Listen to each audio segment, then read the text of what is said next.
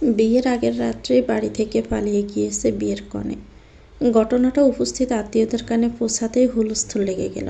সবাই এক প্রকার ছুটে এলো সবটা জানার জন্য। না, জানাই কোনো ভুল নেই। পালানোর আগে মা বাবার উদ্দেশ্যে একটা চিরকুট ছেড়ে গিয়েছে রাইসা। সেই চিরকুট হাতে হতাশ হয়ে বিছানায় বসে আছেন ইমরান হোসেন, অর্থাৎ রাইসার বাবা। বড় মেয়ের এই কাণ্ড মেনে নিতে পারছেন না তিনি। রাইসার মা নাজনীন বেগম দিশেহারা সবটা সামলাতে গিয়ে। এত হইচইয়ের মধ্যেও ঘরের এক কোণে চুপচাপ দাঁড়িয়ে আছে রাইসার ছোট বোন মাইশা। কি থেকে কি হয়ে গেল কিছুই বুঝতে পারছে না। আজও বোনের হলুদে কত আনন্দ করলো তারা, আর সে বোন কিনা হুট করে এভাবে তাদের ছেড়ে চলে গেল। একবারও ভাবলো না মা বাবার সম্মানের কথা। রাইসার ফুফু আফরোজা বেগম বললেন, তোমার মেয়ে এটা কি করলো ভাইয়া? পুরো বংশের মুখে সুনকালি মেখে চলে গেল। কোন ছেলের হাত ধরে পালিয়েছে? বোনের কথা শুনি ইমরান সাহেব আরেকবার চোখ বুলালেন সিরকুটটাতে। সেখানে গোটা গোটা অক্ষরে স্পষ্ট করে লেখা, বাবা মা, এই বিয়েটা করা আমার পক্ষে সম্ভব না। আমি অন্য একজনকে ভালোবাসি, কিন্তু সাহস করে তোমাদের বলতে পারিনি। এখন ভেবে দেখলাম ওকে ছাড়া আমি বাঁচতে পারবো না, অন্য কারো সংসারও করতে পারবো না। তাই পালিয়ে যাচ্ছি তার সাথে। আমাকে আর খুঁজো না, পারলে মাফ করে দিও। ইতি, তোমাদের অযোগ্য মেয়ে। চিরকুটটা পড়া মাত্রই রাগে ধপ করে জ্বলে উঠল ইমরান সাহেবের মস্তিষ্ক। তার প্রভাব পড়ল অবলা কাগজটার উপরে। ছিঁড়ে টুকরো টুকরো করে ছুঁড়ে ফেললেন সেগুলো। রাগান্বিত স্বরে বললেন, যে মেয়ে আমাদের মান সম্মানের কথা চিন্তা না করে অন্য ছেলের হাত ধরে পালিয়ে যায়, তাকে আমি মেয়ে হিসাবে মানি না। আজ থেকে আমার একটাই মেয়ে, রাইসা নামের কাউকে আমি চিনি না। ওর ব্যাপারে আর কোনো কথা যেন না হয় এই ঘরে। উচ্চ শব্দের ধমকে দমলিও পুরোপুরি চুপ হলো না সবাই। আত্মীয়রা মুখরোচক উপাদান পেয়ে গেল যেন আড্ডার। ইমরান সাহেব নিজের রুমে চলে যেতেই ফিসফিসানি বেড়ে গেল। সবার মুখে একটাই কথা, রাইসার মতো মেয়েও শেষে এক ছেলের হাত ধরে পালিয়ে গেছে। ওর কি চুনকালিতে পড়ল মা বাবার মুখে? কাল বরযাত্রীর সামনে কি জবাব দিবে ওরা? পুরো এলাকার সামনে অপমানিত হতে হবে। ইমরান সাহেবের দুটোই মেয়ে, রাইসা জামান ও মাইশা তাবাসসুম। দুই মেয়েকে প্রাণের চেয়েও বেশি আদর করেন তিনি। তবে মেয়েদের ভালোর জন্য মাঝে মধ্যে শাসনও করতে হয়েছে তাকে। সেই বড় মেয়ে বিয়ে উপলক্ষে অনেক আত্মীয়দেরই দাওয়াত করেছিলেন তিনি। অনেকে আজকে তাদের বাড়িতে আছে, আবার অনেকে কাল বিয়ের অনুষ্ঠানে আসবে। এখন মনে হচ্ছে মেহমান বাড়িতে রেখে বিরাট ভুল করেছেন তিনি। যাদেরকে এত সমাদরে বাড়িতে রেখেছেন তারাই রাইসার পালানোর খবর আর রং মশলা দিয়ে আরও প্রচার করবে। তোফায়েল তালুকদার ও নাজিয়া তালুকদারের একমাত্র ছেলে নির্জন তালুকদারের সাথে বিয়ে ঠিক হয়েছিল রাইসার। সব কিছু ঠিকঠাকই চলছিল। রাইসা বাবার ভয়ে কোনো প্রতিবাদ করেনি, কিন্তু শেষ পর্যন্ত ব্যর্থ হয়েছিল ভালোবাসা বিসর্জন দিতে। বিয়ের ঠিক আগের দিন হলুদের অনুষ্ঠান শেষ হয়েছিল রাত্রি 2টা। আর তখনই সকলের চোখ ফাঁকি দিয়ে নিজের প্রেমিক সাইমনের হাত ধরে অজানার উদ্দেশ্যে পাড়ি জমিয়েছে। নাজনীন মেয়ের রুমে ঢুকে দেখেন রুম পুরো খালি, শুধু টেবিলের উপর একটা চিরকুট রাখা। মন আগাম দিয়েছিল তৎক্ষণাৎই। ভদ্রমহিলা দ্রুত এগিয়ে গিয়ে চিরকুটটা পড়লেন। যা ভেবেছিলেন তাই, মেয়ে তার পালিয়েছে। আর এই ঘটনা দ্রুত ছড়িয়ে পড়ল সব আত্মীয়দের কাছে। এই মুহূর্তে বাহিরের কানাঘুষা অগ্রাহ্য করে নিজেদের রুমে বসে আছে ইমরান ও নাজনীন। সাথে মায়েশা উপস্থিত, অপেক্ষায় আছে সিদ্ধান্ত শোনার। নাজনীন বেগম প্রশ্ন করলেন, কি করবে এবার? কিছু ভাবলে? ইমরান সাহেব গলা খাকড়ি দিয়ে বললেন, কি আর করব, তোফায়েলকে ফোন করে জানাতে হবে সব। ভদ্রমহিলা আতঙ্কিত হয়ে বললেন, কি বলছো? ছেলেপক্ষকে বলবো মেয়ে পালিয়ে গেছে? এই বিয়ে হবে না? মান সম্মান কিছু তাহলে থাকবে আমাদের? ইমরান তিক্ত স্বরে উত্তর দিলেন, মান সম্মান এমনিতেও রাখিনি রাইসা। পালিয়ে গিয়েই তো আমাদের সব মান সম্মান ধুলোতে মিশিয়েছেও। এখন ছেলেপক্ষকে তো জানাতে হবেই। ডুকরে কেঁদে উঠলেন নাজনীন। বাচ্চাদের মতো নাক টানতে টানতে বললেন, আমি কখনো ভাবিনি রাইসা এভাবে আমাদের মান সম্মান ডুবাবে। ওর পছন্দ ছিল সেটা ও বিয়ের আগেই বলে দিত। বিয়ের আগের রাত্রেই বা কেন? এখন দাওয়াত দেওয়া মানুষদেরই বা কি জবাব দিব আমরা? ইমরান দীর্ঘশ্বাস ফেলে বললেন, দেখি কি করা যায়, মাথা ঠান্ডা রাখো। যে মেয়ে আমাদের কথা না ভেবে পালিয়েছে তার কথা ভেবে চোখের পানি ফেলাটাও পাপ। তাই আজকে থেকে এ বাড়িতে রাইসার নামও কেউ উচ্চারণ করবে না। এখন ছেলেপক্ষে ওকে জানানো উচিত তোফায়েল আমার বন্ধু, আশা করি ও আমাদের ব্যাপারটা বুঝবে। ইমরান সাহেব নিজের কথাতেই অটল। মেয়েদের আদর যত্নের বেলায় তিনি যেমন কোমল ও আদর্শ বাবা, ঠিক সেভাবেই সময়ে সময়ে কঠোরও হয়ে যান। রাইসার বেলাতেও তাই। নির্জনদের বাড়িতে হলুদের অনুষ্ঠান এখনও চলমান। মেহমান হিসেব করলে এবারে লোকজনই বেশি। তারা বরকে হলুদ লাগাচ্ছে, নাচ গানে ব্যস্ত সবাই। এত হই হুল্লোড়ের মধ্যে একদম নির্বিকার ভঙ্গিতে স্টেজের মাঝে বসে আছে নির্জন তালুকদার। পরনে সফেদ রঙা পাঞ্জাবি, চুলগুলো এলোমেলো হয়ে আছে, সাবদারি ভর্তি গালে হলুদ লাগানো। বিয়ে নিয়ে তার মধ্যে কোনো আগ্রহ নেই, যেন বিয়ে করতে হয় বলেই করা, এছাড়া আর কোনো ব্যাপার নেই। তোফা এলো নাজিয়া ছোটাছুটি করছেন এদিক সেদিক। ছেলের বিয়ের আয়োজনের কমতি নেই, একমাত্র ছেলে বলে কথা। তার বিয়ে উপলক্ষে ভীষণ খুশি বাবা মা। নিজেদের রুমে রেস্ট নেওয়ার জন্য ঢুকেছে তোফায়েল। পেছন পেছন নাজিয়া এসেছে এক গ্লাস শরবত হাতে। সারাদিনের ক্লান্তিতে নুয়ে থাকা শরীরটা নিয়ে বিছানায় বসতে কল আসলো ইমরানের। তোফায়েল খুব খুশি মনে রিসিভ করলো সেটা। সম্ভাষণ জানালো, কি খবর বেয়াই সাব? 9টা বাজেই তো এলাম তোদের বাসা থেকে, এখন আবার কি মনে করে? ইমরান চিন্তিত ভঙ্গিমায় বলল, কেলেঙ্কারি ঘটে গেছে দোস্ত। কি থেকে কি হলো কিছুই বুঝতে পারছি না। এবার ফাজলামো ছেড়ে সিরিয়াস হলেন তোফায়েল। জিজ্ঞেস করলেন, কি হয়েছে ইমরান? কোনো কিছু নিয়ে চিন্তায় আছিস মনে হচ্ছে। সব কিছু ঠিকঠাক আছে তো ওখানে? ইমরান সাহেব প্রলম্বিত শ্বাস নিয়ে জিভ ঠোঁট ভিজিয়ে বললেন, কিছু ঠিক নেই তোফায়েল। রাইসা কিছুক্ষণ আগে পালিয়ে গেছে। হতবিহ্বল হয়ে পড়লেন তোফায়েল। কিছুক্ষণের জন্য মনে হলো নিজের কানকেই বিশ্বাস করতে পারছেন না। নিশ্চিত হতে হতে পূর্ণবাদ বললেন, কি বলছিস কি তুই এসব? এত রাতে মজা করছিস নাকি আমার সাথে? রাইসা কই পালাবে?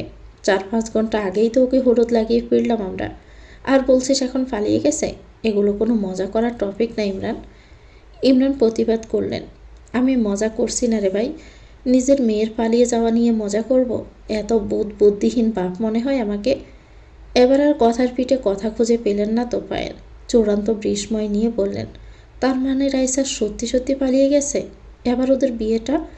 এত আয়োজন, এত মেহমান, এদের আমি কি দিয়ে বুঝ দিব? আকস্মিক ঘটনাটা শোনা মাত্রই রুহু কেঁপে উঠল নাজিয়ার। আর একটু হলেই গ্লাসটা পড়ে যেত হাত থেকে। কোনো মতে নিজেকে সামনে গ্লাসটা টেবিলের উপর রেখে এসে বসলেন তোফায়েলের পাশে। মনোযোগ দিলেন কথায়। তোফায়েলের কথার জবাবে ইমরান বললেন, বুঝতে পারছি না কিভাবে কি করব। মেয়ে তো আমার মান সম্মান ডুবিয়েই গিয়েছে। কাল না হয় আরেকটু অপমানিত হব। মেয়ে ভুল করছে, আমাদের তো মাসুল দিতেই হবে। এ বিয়েটা আর হচ্ছে না তোফায়েল, সম্বন্ধ এখানেই শেষ। আসমকা খেপে উঠলেন তোফায়েল। বললেন, সম্বন্ধ শেষ? বললেই হলো নাকি? আমাদের কত আত্মীয়দের দাওয়াত দেওয়া, সে খেয়াল তোর আছে? একমাত্র ছেলের বিয়ে উপলক্ষে কার্ড সেপে দাওয়াত দিয়েছে, আর ওরাই এসে ফিরে যাবে কারণ কনে পালিয়ে গেছে? আমার কি মান সম্মান নাই? এত লোক দাওয়াত করে ছেলের বিয়ে দিব না? অসম্ভব। বিয়ে তো কালকেই হবে। ইমরান বললেন, মাথা ঠান্ডা কর ভাই, মেয়ে পালিয়ে গিয়েছে, এখন কিভাবে বিয়ে হবে? রাগের মাথায় বললে তো আর হবে না। তোফায়েল শান্ত করার চেষ্টা করলেন নিজেকে। তাদের বন্ধুত্ব অনেক দিনের, তাই পাত্রীপক্ষ ভেবে অপমান করা সাজে না। তাই ঠান্ডা মাথায় ভাবলেন কিছুক্ষণ, এরপর সিদ্ধান্ত জানালেন, দেখ ইমরান, এত লোক দাওয়াত দিয়ে শুধুমাত্র বিয়ের কনে পালিয়ে যাওয়ার কথা বলে ফিরিয়ে দিতে পারবো না। এতে তোরও অপমান হবে, আমারও অপমান হবে। তাহলে এক কাজ করি না হয়, তো ছোটো মেয়েটাকে আমার বাড়ির বউ করে আনবো, দিবি? ইমরান চমকে গেলেন। মেয়ে পালানোর শোকে এতক্ষণ এই ভাবনাটা তার মাথায় আসেনি। এখন ভেবে দেখলেন তোফায়েলের প্রস্তাব ঠিকই আছে, কিন্তু মাইশারও তো সম্মতির ব্যাপার আছে। বেশ কিছুক্ষণ ইমরানকে চুপ থাকতে দেখে তোফায়েল বললেন, কি হলো, চুপ করে গেলি যে? তুই কি রাজি না? দেখ, কাল এতজনের সামনে কি জবাব দিব আমরা? এত বড় আয়োজনের পর মেয়ে পালিয়ে গিয়েছে। জনসম্মুখে এটা বলা সম্ভব না ইমরান। এজন্যই আমি মাইশাকে পুত্রবধূ করতে চাইছি। আমার কোনো আপত্তি নেই। তোর কি আপত্তি আছে? ইমরান বললেন, না, আমারও কোনো আপত্তি নেই, কিন্তু আমার মেয়েরও তো মতামতের একটা ব্যাপার আছে। আমি মাইশার সাথে কথা বলে দেখি। কথোপকথনের মাঝে নিজের নাম শুনেই বিভ্রান্ত দৃষ্টিতে চাইল মাইশা। ইমরান সাহেব কল কেটে এসে বসলেন মেয়ের পাশে। খুবই নরম সুরে বললেন, মাইশা, মা তোকে একটা কথা বললে তুই কি বাবার কথা রাখবি? মাইশা ঘাবড়ে গেল। এমনিতেই অনাকাঙ্ক্ষিত ঘটনা নিয়ে তার মধ্যে এক প্রকার আতঙ্ক কাজ করছে। এখন আবার বাবার এমন আচরণ। সে বয়ে বয়ে তাকালো মায়ের দিকে, পরপর আবারও বাবার দিকে তাকিয়ে বলল, চেষ্টা করব বলো। ইমরান সাহেব ইতস্ত করলেন এমন প্রস্তাব রাখতে, তবুও সব দিক বিবেচনা করে তাছাড়া আর কোনো পথ অবশিষ্ট পেলেন না। বলেই ফেললেন, রাইসা তো আমাদের মান সম্মান শেষ করে গেল, এবার এটাকে বাঁচানোর দায়িত্ব তোর হাতে। নির্জনকে তুই বিয়ে করবি? রীতিমতো আতকে উঠল মাইশা। শেষ পর্যন্ত এর না কুসু হনুমানকে বিয়ে করে সংসার করতে হবে? ভাবতে গায়ে কাটা দিল তার। বলল, মানে ওনাকে বিয়ে করতে হবে? কিন্তু বাবা, তোর কোনো কি আপত্তি আছে? কিংবা কাউকে পছন্দ করিস? এরকম হলে সোজাসুজি আমাদের বলে দিতে পারিস। অন্ততপক্ষে রাইসার কর্মকাণ্ড থেকে এটা ভালো, তাই না? মাসা ঘন ঘন মাথা নেড়ে বলল, না বাবা, আমার কোনো পছন্দ নেই। তোমাদের পছন্দই আমার পছন্দ। ইমরান সাহেব মেয়ের মাথায় হাত বুলিয়ে বললেন, বুঝতে পেরেছি, তুই একটু শকে আছিস মা। সমস্যা নেই, ঠান্ডা মাথায় ভেবে চিনতে বল আমাকে। তবুও আমাদের মান সম্মান বাঁচানোটা পুরোপুরি তোর হাতে। তাও আমি তোর ওপর কোনো সিদ্ধান্ত চাপিয়ে দিব না। তুই চাইলে তবেই হবে এই বিয়ে। বলেই রুম থেকে বের হলেন ইমরান। পেছনে রেখে গেলেন ভাবনার সমুদ্রে হাবুডুবু মেয়েটাকে। অনেকক্ষণ হলো ভাবল মাইশা। ঘুরে ফিরে নিজের মা বাবার সম্মানকে বৃহৎ মনে হলো তার কাছে। মন বলল হ্যাঁ করে দিতে, আবার মস্তিষ্ক মনে করালো নির্জনের কথা। মাইশার কাছে নির্জন একটা ফেঁসামুখ লোক। ইমরান ও তোফাইলের বন্ধুত্বের সুবাদে বেশ অনেকবারই এ বাড়িতে দেখেছে নির্জনকে।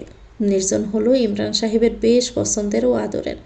ছেলেটা নম্র ভদ্র আচার আচরণ দিয়ে যেন বশ করেছে ইমরানকে। মেয়ের চিত্র আবার বাবার থেকে ভিন্ন। ঘরের মধ্যে চুপচাপ বসে থাকা ফান্ডা জাতীয় লোক একদমই পছন্দ করে না মাইশা। নির্জন তাদের মধ্যে একজন। অফিসের ব্যস্ত মানুষ বাসায় আসলে একদম চুপচাপ, দেখতে ভালোই পশরা হওয়ায় মাইশা ওর নাম রেখেছে সাদা পান্ডা। নির্জনের নাম পান্ডা রাখলেও দিন শেষে বাসটা খেতে হচ্ছে মাইশাকেই। বাবার জন্য 1 ঘন্টা সময় লাগালো মাইশা। তাদের খুব কাছের আত্মীয় স্বজনরাই বাড়িতে উপস্থিত ছিল রাইসার পালিয়ে যাওয়ার সময়। এছাড়া কাল আরও অনেক মেহমান জড়ো হবে বিয়েতে। এখন বিয়েটা না হলে দুই পরিবারের জন্যই সম্মানহানিকর হবে। অগত্যা সব দিক বিবেচনা করে বিয়েতে রাজি হতেই হলো মাইশাকে। ইমরানকে সিদ্ধান্ত জানানো মাত্র ভীষণ খুশি হলেন তিনি। সঙ্গে সঙ্গে তিনি তোফায়েলকে ফোন করে জানালেন। দুই পক্ষের সিদ্ধান্ত হওয়ার পর ফোন কেটে দিলেন। খুশি মনে স্ত্রীকে বললেন, বড় মেয়ে মা বাবার সম্মান দুলোই মিশিয়ে পালিয়ে গেছে, আর ছোট মেয়ে সে সম্মান বাঁচাতে তৎপর হলো। একে দুর্ভাগ্য বলবো নাকি সৌভাগ্য? রাইসা হলুদের শাড়িখানা বদলেই সবার চোখ ফাঁকি দিয়ে বেরিয়েছে। মেসেজের মাধ্যমে জেনে নিয়েছে সাইমনের লোকেশন। বাড়ি থেকে বেরিয়ে মাঝ রাস্তাতেই পেয়েছে সাইমনের দেখা। এরপর ছুটে গিয়ে গলা জড়িয়ে ধরেছে সাইমনের। সাইমনও পাল্টা জড়িয়ে ধরল। উদ্বেগ সমেত জিজ্ঞেস করলো, তোমার বাড়ির কারো চোখে পড়েনি তো? রাইসা উত্তর দিল, না, একদম সেফলি বেরিয়েছি। এতক্ষণে হয়তো জানাজানিও হয়ে গেছে। আল্লাহ জানে মা বাবার কী অবস্থা। সাইমন বিরক্ত হলো, বলল, পালিয়ে চলে এসেছ না? এখন ওসব কথা না ভাবলেও চলবে। মা বাবার কথা এতই ভাবলে বিয়ে করে নিতে ওই ছেলেকে? আমার কাছে আসার কি দরকার ছিল? রাইসা দমে গেল, কণ্ঠে আহ্লাদ ঢেলে বলল, আমি তোমাকে ভালোবাসি, ওকে কেন বিয়ে করতে যাব? এই দেখো, তোমাকে ভালোবেসে আমি সব ছেড়ে ছুড়ে চলে এসেছি। নিজের পরিবার, মা বাবা, বোন সবাইকে ছেড়ে এসেছি। এবার আমাকে নিয়ে চলো তোমার সাথে। বিয়ে করবে কখন? সাইমন প্রতিউত্তরে বলল, রাত্রি বাজে 2:30। এই সময় তোমার জন্য আমি বাসা থেকে বেরিয়ে এসেছি। কিন্তু কাজী তো আর তোমার অপেক্ষায় এত রাত অবধি বসে থাকবে না। বিয়ে করার জন্য হলে কাল পর্যন্ত অপেক্ষা করতে হবে। আপাতত আমরা আমার এক ফ্রেন্ডের বাসায় উঠব। রাইসা বিস্মিত হয়ে বলল, ফ্রেন্ডের বাসায় যাবে? তোমার বাড়িতে নিয়ে যাবে না? সাইমন চশোষক শব্দ করে বলল, তুমি কি পাগল? মা বাবার অনুমতি ছাড়াই একটা মেয়ে গিয়ে নিয়ে তাদের সামনে দাঁড়াবো? কী ভাববে মা বাবা? এই কাজ আমার দ্বারা সম্ভব না কখনোই। রাইসা হতভম্ব গলায় জানতে চাইল, বউ নিয়ে মা বাবার সামনে দাঁড়ানোরও সাহস নেই তোমার? তুমি যদি বাসায় আমার কথা নাই জানাতে পারো, তাহলে আমার বাড়িতে প্রস্তাব নিয়ে যেতে কিভাবে? আজ না হয় কাল এভাবেই হয়তো অন্য কারোর সাথে আমার বিয়ে হয়ে যেত। রাইসার অতিরিক্ত কথায় সাইমন বিরক্তির চূড়ায় চলে যাচ্ছে। একে তো মাঝরাত্রে পালাতে হচ্ছে, তার উপরে ডায়ালগ বাজি সহ্য করতে পারছে না। তাই তাড়া লাগালো, এসব ডায়ালগ বাদ দিয়ে আমার সাথে তুমি যাবে? আপাতত ফ্রেন্ডের বাসাতেই আমরা উঠব, পরবর্তীতে নতুন বাসা নিয়ে সেখানে উঠব। ফোসালে চলো আমার সাথে। রাইসা রাজি হলো তাতেই। সাইমনকে অন্ধবিশ্বাস করে, তার হাত ধরে পাড়ি জমালো অজানা ভবিষ্যতের পথে, শুধুমাত্র ছোট্ট একটা সংসারের স্বপ্ন নিয়ে। নির্জনদের বাড়িতে হই হুল্লোড় কমে এসেছে রাত্রি 3টার দিকে। ঘুমে ডুলছে সবাই, একে একে রুমে ফিরে যাচ্ছে ঘুমানোর উদ্দেশ্যে। আনুষ্ঠানিকতা পেলে নির্জনও ফিরে এলো নিজের রুমে। পাঞ্জাবিটা খুলতে উদ্যত হয়েছে এমন সময় নখ হলো দরজায়। নির্জন থামল, গিয়ে দরজা খুলে দেখলো নিজের মা বাবাকে। বলল, তোমরা এসো ভিতরে। তোফায়েলও নাজিয়ে ঢুকলেন ভিতরে। দরজাটা আটকে দিয়ে ছেলেকে টেনে নিয়ে এলেন ঘরের মাঝখানে। তোফায়েল ইতস্ত করে বললেন, বাবা, একটা ঝামেলা হয়ে গেছে, আমার মনে হয় তোকে ব্যাপারটা জানানো উচিত। এ পর্যায়ে আগ্রহ দেখালো নির্জন। জিজ্ঞেস করলো, কি হয়েছে বাবা, বলো। তোফায়েল প্রলম্বিত শ্বাস ফেলে বললেন, তুই জানিস তোর বিয়ে ঠিক করেছিলাম রাইসার সাথে, আর তুইও রাজি ছিলি এই বিয়েতে। সব কিছু ঠিকঠাকই চলছিল, কিন্তু দুর্ভাগ্যবশত রাইসা ঘণ্টাখানেক আগে পালিয়ে গেছে। নির্জন স্বস্তির নিঃশ্বাস ফেলে বলল, বিয়েটা তাহলে হচ্ছে না? তোফায়েলও নাজিয়ে মুখ দেখাদেখি করলেন। তারপর ভদ্রমহিলা বললেন, মান সম্মান নিয়ে টানাটানি পড়ে গেছে। এত এত মেহমান দাওয়াত দিয়ে তো আমরা বিয়ের অনুষ্ঠান বাতিল করতে পারি না, তাই ভেবেছি তোর বিয়েটা মাইশার সাথে দিব। নির্জন চমকে উঠল, চেহারায় ফুটে উঠেছে সেই বৃষ্ময় সাপ। নাক মুখ কুচকে বলল, তোমাদের মাথা ঠিক আছে? ওইটুকু বাচ্চা মেয়েকে আমি বিয়ে করব? ও আমার থেকে কত ছোট, আর বিয়ে করতে হবে এখন ওকে? নাজিয়ে বিরক্ত হলেন ছেলের কথায়। বললেন, 9 বছর কোনো ব্যাপারই না নির্জন, আমরা কোনো নাবালিকা মেয়ের সাথে তোর বিয়ে দিচ্ছি না। মাইশার এখন 19 বছর চলছে, প্রাপ্তবয়স্ক মেয়ে সে, এমন উদ্ভট বাহানা আমাদের সামনে দিও না। নির্জন বিপরীতে বলল, 9 বছর কি তোমাদের কাছে কম মনে হচ্ছে? মানে? তোফায়েল ক্ষুব্ধ হয়ে বললেন, বয়স হিসাব করা বন্ধ করো নির্জন। কালকে এই বিয়েটা না হলে দুই পরিবারের সম্মান মাটিতে লুটোপুটি খাবে। মাইশা যদি মা বাবার সম্মান বাঁচাতে বিয়েতে রাজি হতে পারে, তাহলে তুমি কেন পারবে না? ছেলেদের চিরায়ত স্বভাববশত চুলে হাত বুলালো নির্জন। খানিকক্ষণ ভেবে বলল, তোমরা তো মনে হয় নিজেদের ডিসিশন জানাতেই এসেছ, আমার পারমিশন তো নিতে আসোনি। বিয়ে তো করতেই হবে। তোফায়েল গুরুগম্ভীর ভাব নিয়ে বললেন, হ্যাঁ, আমরা আমাদের সিদ্ধান্তই জানিয়েছি, আর আমরা চাই তুমি আমাদের সিদ্ধান্তের সাথে সহমত প্রকাশ করো, তারপর কাল বিয়েটা হবে। নির্জন তপ্ত শ্বাস জেড়ে বলল, অ্যারেঞ্জ ম্যারেঞ্জ যার সাথেই অ্যারেঞ্জ করা হবে তার সাথেই সই, রাইসা হোক আর মাইশা। বিয়েটা তো তোমাদের পছন্দেই হচ্ছিল, আমি আর আপত্তি করব কেন? এবার নিশ্চিন্ত হলেন স্বামী স্ত্রী। নাজিয়া খুশি হয়ে ছেলেকে বললেন, মাইশা খুব লক্ষ্মী মেয়ে বাবা, দেখবি কিছুদিনই তোরা সব মানিয়ে নিতে পারবি। এরকম সান্ত্বনাসূচক আরও কয়েকটা বাক্য বলেই বিদায় নিলেন তারা। নির্জন হতাশ হয়ে বসে পড়ল বিছানায়। বিড়বিড় করে বলল, একটা প্রেম করলে অন্তত মেয়েটা নিজের পছন্দের হতো। মা বাবার পছন্দে বিয়ে করতে গিয়েই ঝামেলা। প্রথমে রাইসার ব্যাপারটা যাও ঠিকঠাক ছিল, কিন্তু মাইশা এইচএসসি পাস করতে না করতে বিয়ের শখ লেগে গেছে তার। গতকাল হলুদ হলো বড় বোনের, আর আজ বউ সাচ্ছে ছোট বোন। মাইশাকে দেখে মনে হচ্ছে যেই কোনো মুহূর্তে সে কেঁদে ফেলবে। নার্ভাসনেসে আয়নার দিকেও তাকাচ্ছে না। মেকআপ আর্টিস্ট নিজেদের মতো সাজিয়ে যাচ্ছে মাইশাকে। সাজগোজ নিয়ে কোনো মাথা ব্যথা নেই মাইশার। বিয়ের জন্য গাঢ় খয়েরি রঙের লেহেঙ্গাটা পছন্দ করেছিল রাইসা। আজ সেই লেহেঙ্গা পরে বউ সেজেছে মাইশা। মেয়েটা কালো বোনের বিয়ে উপলক্ষে লাফালাফি করেছে, আর আজ নিজেই বউ সেজে চুপচাপ বসে আছে। বাড়িময় আবারও সেই বিয়ের আমেজ। রাইসার কথা বাবা বাদ দিয়ে সকলেই ব্যস্ত হলো কাজে। দুপুর 12টা নাগাদ বরযাত্রী এসে হাজির হলো বাড়ির দোরগোড়ায়। অমনি হৃৎপিণ্ডে দুঃখ ফুকানি বেড়ে গেল মাইশার।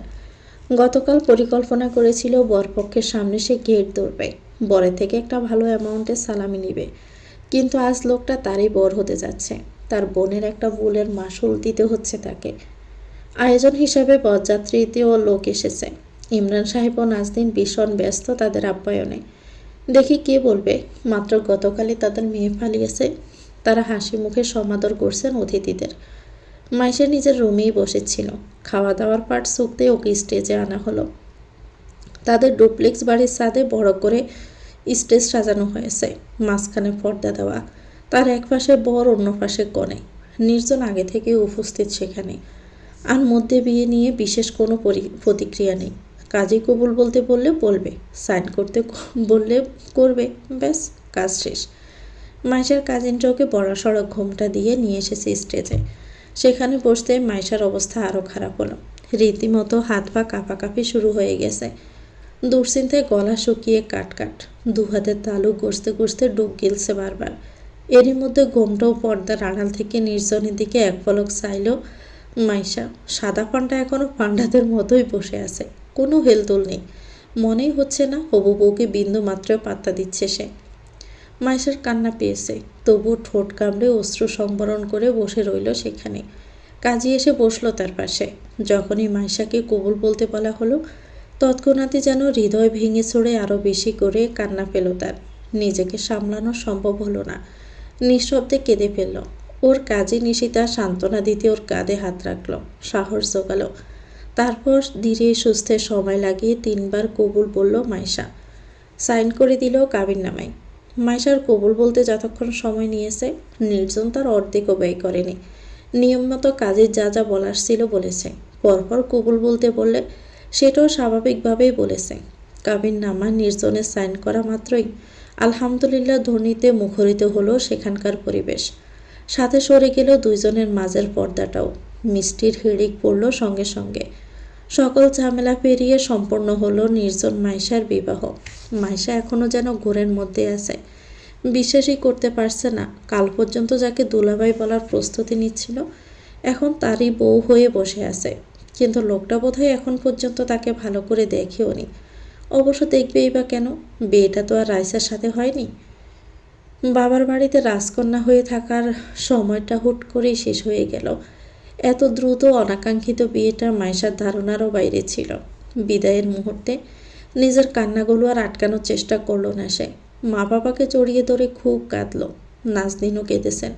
শক্তপোক্ত ইমরান সাহেবের বউ মেয়ের গলা ছেড়ে না কাঁদলেও চোখের অশ্রুকণা তার কান্নার প্রমাণস্বরূপ ছেড়ে দিল।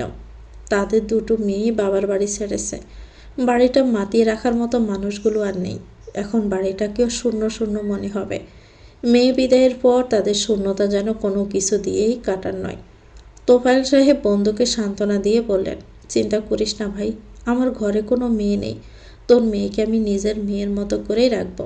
আর কান্নার কি আছে? আমরা কি খুব দূরে আছি? কাছে পিঠেই তো। যখনই মেয়েকে দেখতে মন চাইবে আমার বাড়ি হাজির হবি। ইমরান সাহেব মাথা নাড়লেন। দেখতে চাইলে কি আর মেয়ের কাছে যাওয়া সহজ? কিন্তু চোখের সামনে ছুটোছুটি করে বড় হওয়া মেয়েটাকে আগের রূপে দেখা কঠিন, যেটা হয়তো চাইলেও আর সম্ভব না। কাল বিয়ের কথা শোনার পর থেকে মাইশা চুপচাপ হয়ে গেছে। আগের মতো চঞ্চলতা খুঁজে পাচ্ছেন না মেয়ের ভিতরে। সবশেষে নির্জনের দিকে এগিয়ে গেলেন ইমরান।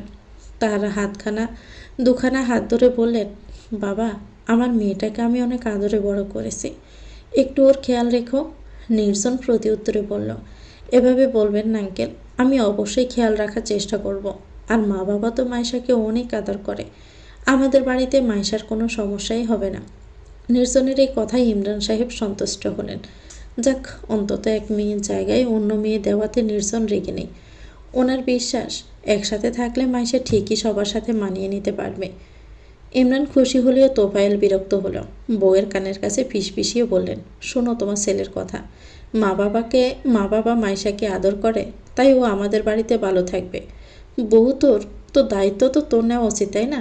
মা বাবা বাঁচবেই বা কতদিন? নাজিয়া চশূষক শব্দ করে বললেন, আহ থামো তো, ওদের বিয়েটা অনাকাঙ্ক্ষিতভাবে হয়েছে, একটু মানিয়ে নিতে সময় লাগবে না? কিছুদিন পরেই ঠিক হয়ে যাবে, দেখে নিও। কান্নাকাটির পর্ব শেষে যাওয়ার সময় গনিয়ে এলো। বরপক্ষে সাজানো গাড়িটায় পেছনের সিটে বসলো মাইশা ও নির্জন। সামনে শুধু ড্রাইভার, এছাড়া এই গাড়িতে আর কেউ ওঠেনি। চলতি রাস্তাতেও কান্নার তোফে বারবার নাক টানছে মাইশা।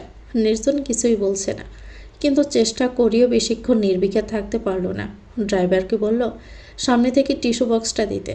ড্রাইভার হুকুম তালিম করা মাত্রই নির্জন বক্স থেকে একটা টিস্যু বের করে মাইশার দিকে এগিয়ে দিল। মাইশা নির্জনের দিকে না তাকিয়ে টিস্যুটা নিল। এরপর চোখ আর নাক মুছে গ্লাস নামিয়ে বাহিরে ফেলে দিল সেটাকে। ইতিমধ্যে 1 মিনিটও অতিক্রম হয়নি, মাইশা আবারও কান্না শুরু করে দিয়েছে। নির্জন আবারও টিস্যু এগিয়ে দিতেই পূর্বের ঘটনার পুনরাবৃত্তি ঘটল। পরপর 4 বারই একই ঘটনা ঘটতেই নির্জন ব্রুকুসকে তাকালো মাইশার দিকে। কান্নাকাটির কারণে কাজল লিপটে গেছে তার। সেটা নির্জনের নজরে পড়তে সে বলল, আশ্চর্য, কেঁদে কেঁদে এখন মেকআপের সাথে সাথে আমার গাড়িটাও বাসানোর প্ল্যান করেছো নাকি? সারাদিন এই প্রথম নির্জন মাইশাকে কিছু বলল। মাইশা ধমক হিসাবেই নিল সেটা। স্তম্ভিত হয়ে বসে রইল কিছুক্ষণ। তারপর বেখেয়ালে বোকার মতো বলে বসল, আমার চোখ থেকে তো বালতি ভরে ভরে পানি পড়ছে না যে আপনার গাড়ি ভেসে যাবে। একই দিনে ঘণ্টাখানেকের সময়ের ব্যবধানে বিয়ে হয়ে গেল দুই বোনের। একজনের পুরো পরিবারের সামনে, আরেকজনের কাজী অফিসে। সেদিন বিকেলেই কয়েকজন বন্ধুবান্ধবকে সাক্ষী বানিয়ে বিয়ে করে নিল সাইমন আর রাইসা। মেয়ের খুশি দেখে কে? ভালোবাসার মানুষকে সারা জীবনের জন্য নিজের করে পেয়ে গেছে। এর চেয়ে খুশির আর কি হতে পারে? বিয়ে শেষে সাইমনের এক বন্ধুর ফ্ল্যাটে ফিরে এলো ওরা। রিয়াদও বিয়ে করেছে, বছর খানেকও পার হয়নি। পুরো পরিবার গ্রামে থাকে বলে সে বউ নিয়ে আলাদা ফ্ল্যাটে থাকে। সেই ফ্ল্যাটের একটা রুমেই থাকার বন্দোবস্ত করলো রিয়াদ ও তার স্ত্রী পিহা। বাসরও সাজালো নিজের হাতে। নির্জনের বকায় মাইশা খুশি না হলেও তার কান্না থেমেছে। সামনে বসার ড্রাইভার জলিল মিয়াও বহু কষ্টে হাসি চেপে রেখেছে মাইশার কথাটায়। মাইশা ভয়ে ভয়ে মাথা নিচু করে চুপচাপ বসে আছে এখন। এই মুহূর্তে নির্জন আবারও বলল, মুখে মুখে জবাব দেওয়াটা কি তোমার স্বভাব? মাইশা মিনমিনিয়ে বলল, জবাব তো মুখ দিয়েই দেয়, কান বা চোখ দিয়ে তো আর জবাব দেওয়া যায় না। এবার আর জলিল মিয়ার পক্ষে হাসি আটকানো সম্ভব হলো না। সশব্দে হাসি বেরিয়ে এলো তার। পরক্ষণেই মিরর বিয়েতে নির্জনকে চোখে পড়তেই থেমে গেল। মনোযোগ দিল গাড়ি চালানোতে। নির্জন পুনরায় ঘুরল মাইশার দিকে। কটমট করে বলল, তুমি না বললে তো জানতামই না জবাব যে মুখ দিয়েই দিতে হয়। না হয় এতদিন তো আমি কান দিয়েই জবাব দিতাম। মাইশা বুঝেছে। এমন ভঙ্গিতে ঘাড় নেড়ে বলল, আচ্ছা। নির্জন বুঝলো এই মেয়ের সাথে কথা বাড়ানো বোকামি, মানুষের সামনে নিজেকে হাসির খোরাক বানানো। ঠিক এটাই হলো অল্প বয়সী বউ বিয়ে করার অসুবিধা। নির্জনদের বাড়িতে সবাই ফিরে এসেছে সন্ধ্যার কিছু পরে। এরপরে মাতামাতি শুরু হলো নতুন বউকে নিয়ে। গভীর সম্পর্ক থাকা কিছু আত্মীয় স্বজন শুধু জানে রাইসার পরিবর্তে মাইশার সাথে বিয়ে হয়েছে নির্জনের। এছাড়া রাইসাকে যারা দেখেনি তারা ভেবেছে মাইশার সাথে বিয়ে ঠিক হয়েছিল নির্জনের। বিষয়টি নিয়ে যত বেশি জলগোলা করা হবে তত বেশি মানসম্মান নিয়ে টানাটানি। এর চেয়ে চুপচাপ এড়িয়ে যাওয়াই ভালো। তুফাইল আগে থেকে কঠোর হুঁশিয়ারি দিয়ে রেখেছেন, বউয়ের সামনে যেন তার বোনকে নিয়ে কোনো প্রশ্ন করা না হয়। কটূক্তি তো অনেক দূরের ব্যাপার। তার হুঁশিয়ারি মেনে চুপ করে আছে সবাই। মাইশার সামনে একটা শব্দ উচ্চারণ করেনি। এতেই যেন স্বস্তি পেয়েছে মেয়েটা। রাতে খাওয়া দাওয়ার পর সবাই ফ্রি হতে হতে বেজে গেছে 12টা। নতুন বাড়ি, নতুন পরিবার, নতুন মানুষ, নতুন পরিবেশ, সব কিছু মিলিয়ে মাইশা গাবড়ে আছে। সেটা ঠিকই টের পেয়েছে নাজিয়া। তাই তো আলাদাভাবে নিয়ে ওকে নিজ হাতে খাইয়ে দিয়েছেন রাতের খাবার। মাইশার খাওয়া শেষে বাকি মেহমানদারিতে নজর দিয়েছেন তিনি। বাসরঘর সাজিয়ে 12:30 নাগাদ মাইশাকে আনা হলো নির্জনের রুমে। ভিন্ন ভিন্ন রঙের ফুলে সাজানো রুমটা দেখে এবারও নার্ভাসনেসের মাত্রা আরও বৃদ্ধি পেয়েছে। ঘামতে শুরু করলো মাইশা। নির্জনের কাজের মিথিলা, শিউলি, ফাইজা বিভিন্ন কথা বলে স্বাভাবিক করতে চাইছে মাইশাকে। নির্জন রুমে আসার আগ পর্যন্ত মাইশাকে সঙ্গ দিল তারা। দরজার কাছাকাছি নির্জনের কণ্ঠস্বর পেতেই উঠে গেল সব কয়টা। বাসর ঘরে দরজা আটকে দাঁড়িয়ে রইল। নির্জন এসে ওদের দেখা মাত্রই বলল, এভাবে সঙ্গের মতো দাঁড়িয়ে আছিস কেন তোরা? ফাইজা হেসে বলল, ভাইয়া আগের টাকা দাও, পরে বউয়ের কাছে যেতে দিব। নির্জন বিরক্তি প্রকাশ করে বলল, নিজের রুমে ঢোকার আগে টাকা দিব কেন? এটা কি কোনো পার্ক যে ঢোকার আগে টিকিট কাটতে হবে? 3 বোন হতাশ হলো। শুদ্ধ ভাষায় নির্জনকে বোঝাতে উদ্যত হলো তারপর, ভাইয়া এই রুমটা এখন থেকে শুধু তোমার রুম না, ভাবিরও রুম। আর আমরা অনেক কষ্ট করে বাসর ঘর সাজিয়েছি, এজন্য আমাদের কিছু দেবে না? এটা তো নিয়ম। নির্জন থুতনিতে বুড়ো আঙ্গুল বুলিয়ে বলল, ও আইসি, এইটা তাহলে নিয়ম। আচ্ছা কয় টাকা করে দিতে হয়? 10 টাকা নাকি 20 টাকা? মিথিলা, শিউলি আর ফাইজা মুখ সাওয়াসাই করলো একে অপরের। শিউলি মুখটা ঘোমরা করে বলল, ভাইয়া আমরা কষ্ট করে বাসর ঘর সাজিয়েছি, এখন তার মজুরি চাইছি। ভিক্ষা নয়, 10-20 টাকা নয়, 10-20 হাজার টাকা দিতে হয়। নির্জন যেন আকাশ থেকে পড়ার ভান করল। 10-20 হাজার টাকা? এত টাকা আমি এখন কই পাবো? মিথিলা ঠোঁট উল্টে বলল, তা তো জানি না। টাকা দিতে না পারলে ভিতরে ঢুকবে না, নয়তো ছাদে গিয়ে ঘুমাও। তাদের তর্কের বিতর্কের মাঝে আরও কাজিনটা হাজির হলো সেখানে। নির্জনের পক্ষ হয়ে একজনও কথা বলেনি। অগত্যা হার মানতে হলো বেচারাকে। তার পকেট ভাঙিয়ে গুনে গুনে 12,000 টাকা আদায় করে নিল কাজিন ফাটে। এরপর রুমের দরজা খুলে দিয়ে নাচতে নাচতে চলে গেল সেখান থেকে। নির্জন রুমের ভিতরে ঢুকলো। দরজা বন্ধ করতে বিড়বিড়িয়ে বলল, বাসরের নেই নাম নিশানা, সে বাসর ঘরের জন্য আবার আমার পকেট থেকে এতগুলো টাকা গচ্ছা গেল। ওকে দেখে বিছানার মাঝামাঝি বসে থাকা মাইশা এক প্রস্থ গুটিয়েই গেল। মরুভূমি হয়ে থাকা কণ্ঠনালী ভেজাতে ডোক গিলতে লাগলো ঘন ঘন। মাইশার ঘাবড়ানোর মাত্রা বৃদ্ধি করতে যেন বিছানার ঠিক ওর সামনে এসে বসল নির্জন। কয়েক মুহূর্ত সব চুপচাপ, কারো মুখে কোনো শব্দ নেই। ওদের নীরবতায় হৃৎপিণ্ডের শব্দটাই শুনতে পাচ্ছে দুজনে। মাইশা কষ্টে সষ্টে একবার ঘোমটার আড়াল থেকে চোখ তুলে তাকালো নির্জনের দিকে। পর মুহূর্তে স্পষ্ট উপলব্ধি করলো নির্জনের ক্ষুদ্রার দৃষ্টি, যেন চোখ দিয়ে শুয়ে যাচ্ছে ওকে। আচ্ছা, নির্জন যদি এখন তার কাছে আসতে চায়, তাহলে মাইশা কি করবে? বাধা দিবে নাকি সম্মতি? মাইশার আকাশ কুসুম ভাবনায় পানি ঢেলে নির্জন রুক্ষ গলায় প্রশ্ন করল, তোমার এইচএসসির রেজাল্ট যেন কি ছিল? ঘটনার আকস্মিকতায় মাইশার হৃৎপিণ্ড যেন স্বস্থান থেকে লাফ মেরে বেরিয়ে আসতে চাইল। বিভ্রান্তিতে মেয়ে পরের অপেক্ষা করেনি, নিজে নিজের গোমটা খুলে ফেলেছে। চোখ দুটো মার্বেল সম বড় করে নির্জনের দিকে তাকাতেই সে বলল, কি হলো? মুখে মুখে জবাব দেওয়ার বেলায় তো উত্তর তোমার ঠোঁটের আগাই থাকে, আর এখন প্রশ্ন করেছি তার উত্তর নেই। মাইশা চোখ সরিয়ে ফেলল নির্জনের দিক থেকে। এলোমেলো পল্লব ঝাপটে কম্পিত কণ্ঠে বলল, জি 4.82। নির্জন কপালে ভাঁজ ফেলে বলল, 4 পয়েন্ট? রেজাল্ট তো মোটামুটি। এসএসসি কী ছিল? মাইশা মিনমিনিয়ে বলল, জি 5 পয়েন্ট। নির্জন চিন্তিত হয়ে চুলে হাত বোলালো, বলল, 5 পয়েন্ট থেকে 4.82? এত ডাউনফল হলো কিভাবে? মাইশা কণ্ঠ নামিয়ে বলল, বাপের বাড়ি থেকে জামার বাড়িতে ডাউনফল হয়ে গেছে, এর চেয়ে বড় ডাউনফল আর কিছুতেই নেই। নির্জন পরিষ্কার শুনতে পায়নি কথাটা, তাই নিশ্চিত হতে পূর্ণবার জিজ্ঞেস করল, কিছু বললে? মাইশা মাথা নেড়ে বলল, না, বলছিলাম যে আমার এইচএসসি রেজাল্ট তো খারাপ হয়েছে, এখন কি আপনি আবার পরীক্ষা দেওয়াবেন? নির্জন ভেবে বলল, না, ভার্সিটিতে অ্যাডমিশন দিয়েছ, সেখানে পড়ো, আবার ইন্টারে কি ভর্তি করা যায়? তখন লোকে বলবে নির্জন তালুকদারের বউ মাত্র ইন্টারে পড়ে, বাল্যবিবাহের মামলায় চলে যাবে ব্যাপারটা। থাক, দরকার নেই। মাইশা মুখ ফুসকে বলে বসলো, আরে সমস্যা কি? কত বুড়ো লোকেই তো বাচ্চা বাচ্চা মেয়ে বিয়ে করে। তুমি কি আমাকে বুড়ো বলতে চাইছো? নির্জনের কথা শোনা মাত্রই মুখে হাত চাপলো মাইশা। টের পেল ভুল জায়গায় ভুল কথা বলে ফেলছে। ভেবেছিল শ্বশুর বাড়ি এসে মুখটা বন্ধ রাখবে, কারণ মুখ খুললেই ভুলভাল কথা বেরিয়ে যায়। কিন্তু চাইলেও মাইশার নিজের স্বভাব সুলভ চঞ্চলতাটা আড়াল করতে পারছে না। সময়ে সময়ে প্রকাশ হয়েই যাচ্ছে নির্জনের সামনে। মাইশা নিজের পক্ষে সাফাই দিতে চাইল, না, আমি আসলে ওভাবে বলতে চাইনি। আমি নির্জন ওকে থামিয়ে দিয়ে বলল, হয়েছে, থাক, আর বলতে হবে না, যাও গিয়ে ফ্রেশ হও। এত ভারী লেহেঙ্গা পরে সারাদিন বসে আছো। তোমরা মেয়েরা এত ভারী লেহেঙ্গা শাড়ি সাজগোজ সামলাও কি করে? ক্লান্ত হও না? মাইশা মাথা নেড়ে বলল, হ্যাঁ হয়তো, এই যে এখনই আমি ভীষণ ক্লান্ত, ফ্রেশ হয়ে এসেই ঘুম দিব।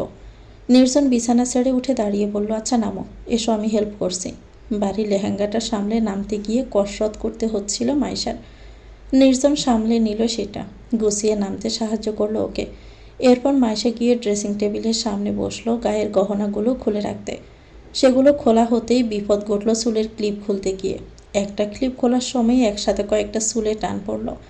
মৃদু স্বরে চেঁচিয়ে উঠল মাইশা। নির্জন এগিয়ে এলো তৎক্ষণাৎ, ব্যতিব্যস্ত হয়ে বলল, কি হয়েছে? মাইশা মাথা ডলতে ডলতে বলল, চুলে টান লেগেছে, ক্লিপগুলো খুলতেই পারছি না।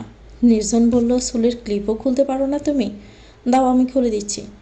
নির্জন বলল, ঠিকই। পরের মুহূর্তে আবারও মাইশার মাথার দিকে তাকিয়ে হা হয়ে রইল। অবাক হয়ে বলল, এত ক্লিপ? মার্কেটের সব ক্লিপ কি তোমার মাথাতেই লাগিয়ে ফেলেছে? মাইশা কাদু কাদু হয়ে বলল, এমনই করে ওরা, আর চুলি কি একটা স্প্রে দেয়, আরও নষ্ট হয়ে যায়। এখন আমার ক্লিপগুলো খুলে দিবে কে?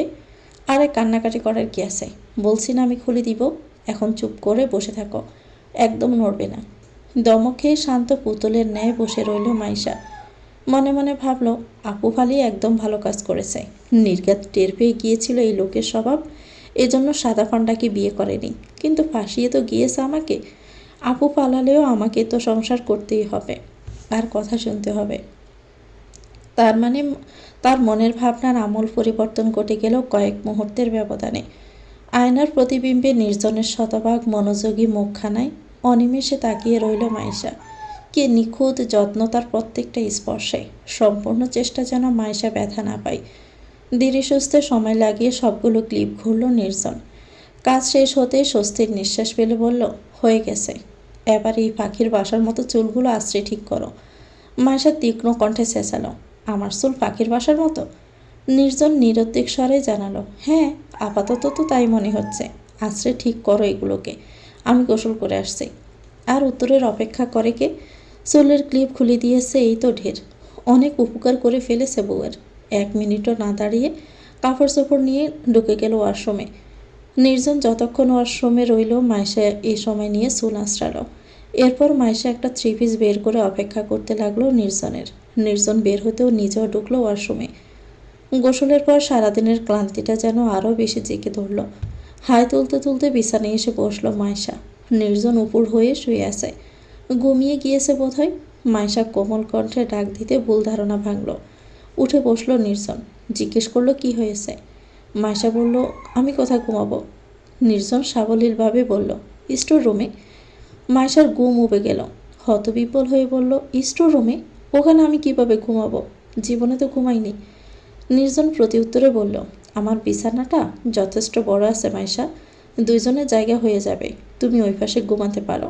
আর তাতেও যদি তোমার সমস্যা থাকে তাহলে মাঝে বালিশ দিয়ে রাখো। মায়েশা মিনমিন করে বলল, কিন্তু আমার তো ঘুম ভালো না। রাত্রে যদি আপনাকে ধাক্কা দিয়ে খাট থেকে ফেলে দেই? জানেন, এ ভয়ে রাইসা আপু আমার সাথে ঘুমাতে চাইতো না। নির্জন বিশেষ একটা পাত্তা দিল না মায়েশার এই কথায়। শুয়ে পড়ল নিজের জায়গায়। লম্বা হাই তুলে বলল, যদি একটুখানি সাইজের শরীর নিয়ে আমাকে ধাক্কা দেওয়ার এনার্জি তোমার থাকে তাহলে চেষ্টা করতেই পারো। মনে হয় না যে সফল হবে। মায়েশার মুখের উপরে জবাব দেওয়ার পর আর বসে থাকেনি নির্জন। উপাস ফিরে তন্দ্রায় ডুব দিয়েছে। অন্যদিকে মায়েশা বসে বসে দুশ্চিন্তা করছে। ঘুমের মধ্যে যদি কোনো অকাজ ঘটে যায়। এ ভয়ে মায়েশা 2 জনের মাঝে বালিশ দিয়ে যথেষ্ট দূরত্বে শুয়ে চোখ বুঝল। মনে মনে নিজেকে শাসালো, আজকে কোনোভাবেই ঘুমের মধ্যে নড়াচড়া করা যাবে না। বিধিবাম সারাদিনের ক্লান্তিতে বিছানায় শুতেই ঘুমে তলিয়ে গেল মায়েশা। এরপরই শুরু হলো তার নড়নচড়ন। ঘুরে গেল নির্জনের দিকে। নির্জন তখন চিত হয়ে শুয়ে আছে। কয়েক মুহূর্তে মায়েশার হাত আশ্রে পড়ল নির্জনের মুখের উপরে। ঘুম ভেঙে তড়াৎ করে লাফিয়ে উঠে বসল নির্জন। বিস্মিত হলো হঠাৎ আক্রমণে। আশেপাশে উৎসের খোঁজে তাকাতেই মায়েশার হাতখানা চোখে পড়ল। ঘটনা বুঝতে মায়েশার হাত সরাতে উদ্যত হলো নির্জন। তার হাতটা নিজের হাতে নিতে নজর গেল লম্বা তীক্ষ্ণ নখের উপরে। নির্জন সেটা দেখে বিড়বিড়িয়ে বলল, এটা কোনো মানুষের নখ নাকি কোনো রাক্ষসীর? বাকিস চোখে মুখে আমার লাগেনি, না হলে তো অবস্থা খারাপ হয়ে যেত। নির্জন চেষ্টা করলো মায়েশাকে একটু ঠিকঠাক করতে। এরই মধ্যে মায়েশা ঘুমন্ত অবস্থাতেই নির্জনের হাত জাড়া দিয়ে সরিয়ে দিল। পরপর কোলবালির জড়িয়ে আবার স্তব্ধ। অতিরিক্ত নড়াচড়ার ফলে মায়েশা বিছানার মাঝামাঝিতে এসে পড়েছে। একটু পরে হয়তো নির্জনের জায়গাতেই চলে আসবে। নির্জন ঘুম ছেড়ে বসে বসে মায়েশাকে দেখছে। ভাবছে ডাক দিবে কি দিবে না। শেষ পর্যন্ত উপায় না পেয়ে ডাকলো, মায়েশা, এ মায়েশা, উঠো। 1 বার 2 বার পরপর 3 বার ডাকার পর দরপড়িয়ে উঠে বসলো মায়েশা। সময় নিয়ে নিজেকে দাতস্থ করে বলল, কি হয়েছে? মাঝরাত্রে এভাবে ডাকছেন কেন? নির্জন বিরক্তির স্বরে বলল, তুমি খাটের মাঝামাঝি চলে এসেছো মায়েশা। এভাবে পুরো খাটে ঘুমের মধ্যে নাচানাচি করলে আমি কিভাবে ঘুমাবো? কাঁচা ঘুম থেকে ডেকে তোলাই। এমনিতেই মেজাজে ঠিক নেই মায়েশার। প্রথমবার নির্জনের মুখের উপর তেড়া উত্তর চড়ল। আমি তো আগেই বলেছি আমার ঘুম ভালো নয়। আপনি ঘুমাতে না পারলেও অন্য কোথাও চলে যান, তবে আমার ঘুমে ডিস্টার্ব করবেন না। এটা আমার ভীষণ অপছন্দ। নির্জন হতবাক। সন্ধ্যা হতে মিয়ে থাকা বউয়ের কাছে এমন উত্তর সে আশা করেনি। ধাক্কাটা সামলে নিয়ে বলল, তুমি ঠিকঠাক নিজের জায়গায় ঘুমালেই তো পারো, তাহলেই তো আমার আর ডাকতে হয় না। মায়েশা উঁচু আওয়াজে বলল, দরকার হলেও ডাকবেন না, আমি ঘুমাচ্ছি, ভালোভাবে ঘুমাতে দেন, অনেক টায়ার্ড আমি। নির্জনের আর সহ্য হলো না। দাঁতে দাঁত পিষে বলল, হ্যাঁ টায়ার্ড তো হবেই, বিয়ে তোমার একারই হয়েছে, আর আমি তো বাসায় ঘুমিয়েছিলাম। নিজে ঘুমিয়েছেন ভালো কথা, এখন আমার ঘুমে কেন ডিস্টার্ব করছেন? নিজে ঘুমান, নয়তো ছাদে গিয়ে হাঁটাহাঁটি করুন, আর আমাকে ঘুমাতে দিন। আপনার স্বাস্থ্যও ভালো থাকবে আর আমারও। বলে মায়েশা আবারও শুয়ে পড়ল। বালির জড়িয়ে অন্য পাশে ফিরে নিচু আওয়াজে বলল, কি জ্বালা রে বাবা, বিয়ে করেছে বলে কি শান্তিতে ঘুমাতেও পারবো না? আসতে বললেই নির্জনের কানে ঠিকই পৌঁছেছে। সে অগ্নিদৃষ্টি নিক্ষেপ করল মায়েশার উপরে। মাইশা সেসবে আর পাত্তা দিলে তো, সে তো ঘুমানোর চেষ্টায় ব্যস্ত। কিছু সময় পরে মাইশার গভীর নিঃশ্বাসের শব্দ পেতেই নির্জন বুঝলো আবারও ঘুমিয়ে পড়েছে। তীব্র হতাশায় বিক্ষিপ্ত শ্বাস ফেলল নির্জন। ভাবলো আমার শান্তি নষ্ট করে বলে শান্তিতে ঘুমাতে পারছে না। মেয়ে মানুষ যে কত নাটক করতে পারে রে। অগত্য ওভাবেই ঘুমাতে হলো নির্জনকে। মাঝে বালিশ রেখে একপাশে চেপে ঘুমিয়ে পড়ল। এভাবেই কাটলো তাদের বিবাহের প্রথম রাত। দুই বোনে দুই রকম জীবন শুরু। মাইশা থেকে ভিন্ন চিত্র রাইসার বেলায়। তারা জলমলে রাতে অন্যান্য বিবাহিত দম্পতির ন্যায় একটা স্বাভাবিক রাত্রি যাপন করল সাইমন আর রাইসা।